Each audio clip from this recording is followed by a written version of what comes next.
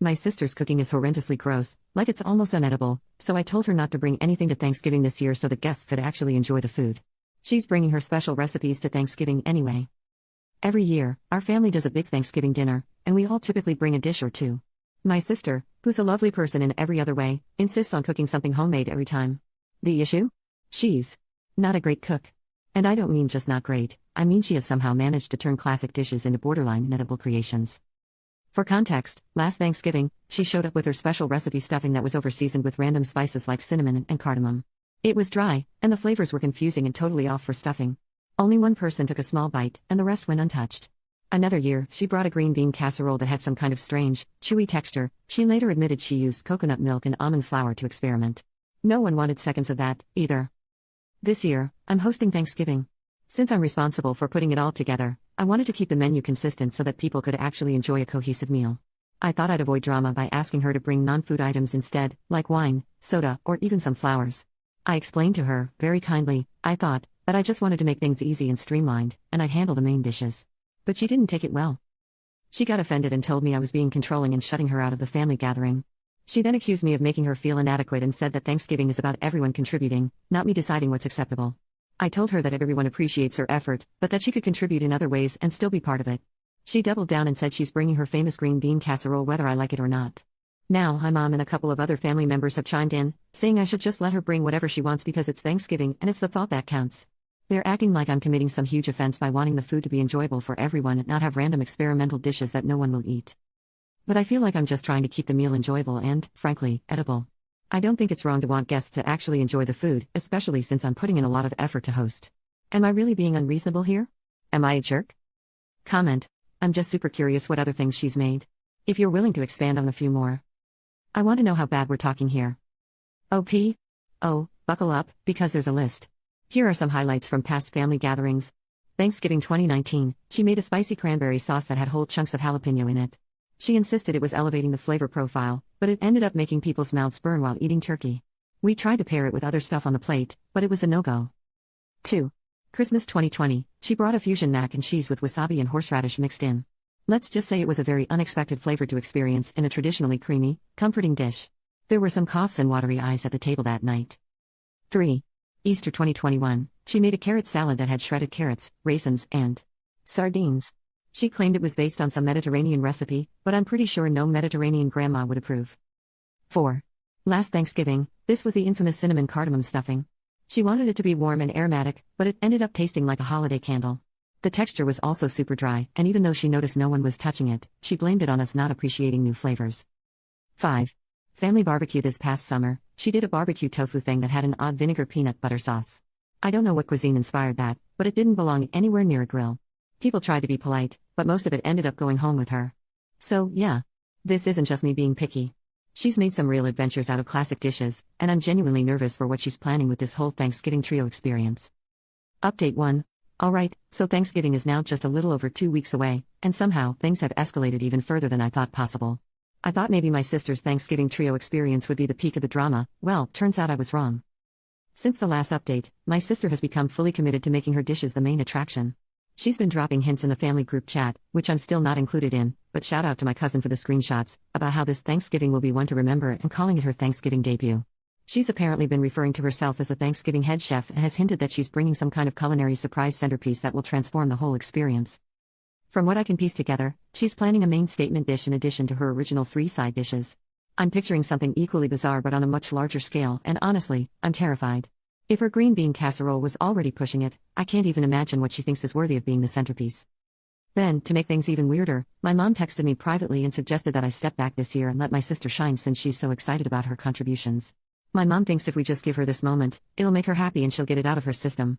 She even hinted that maybe I should focus on decorations and drinks instead of the main dishes, which feels like an attempt to turn hosting over to my sister without actually saying it.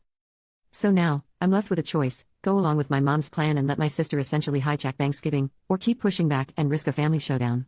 I just wanted a nice Thanksgiving with dishes everyone would enjoy, but it seems like I'm either about to hand over the whole meal to her, or prepare for some serious drama. Thanksgiving isn't even here yet, and it already feels like a circus.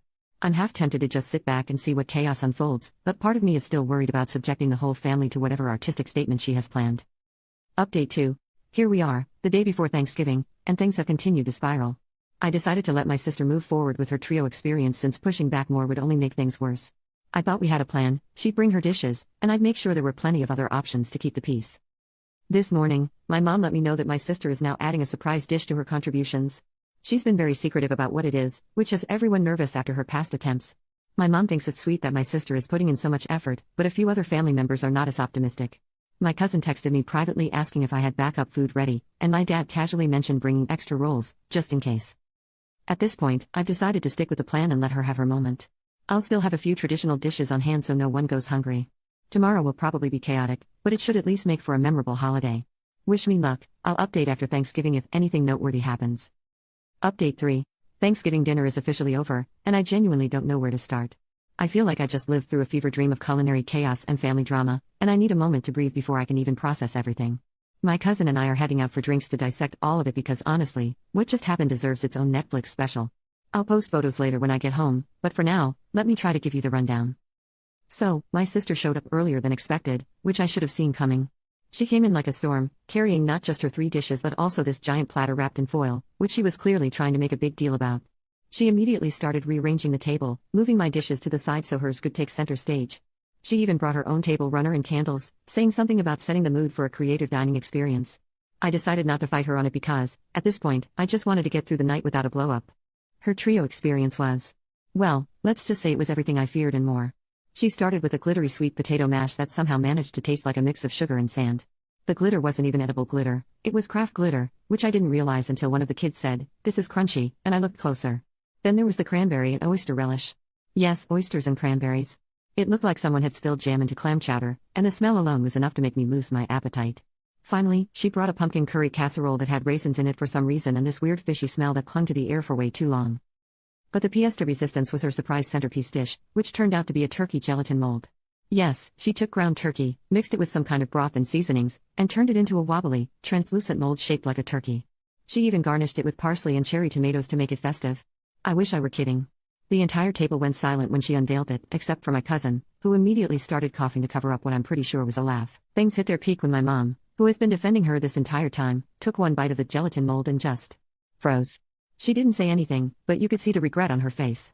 My sister, noticing the lack of enthusiasm, decided to go on this long speech about how Thanksgiving food is too boring and how she's trying to challenge our palates.